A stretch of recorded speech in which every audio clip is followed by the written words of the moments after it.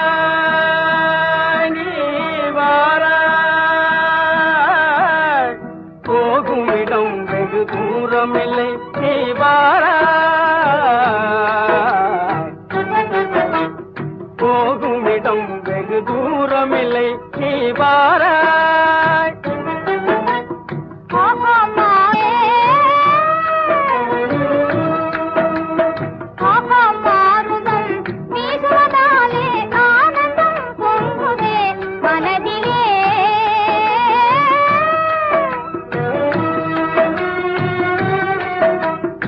இதனிலும் ஆனந்தம் அடைந்தே இயற்கையில் கலந்துயர் பெண்ணினை காண்பாய்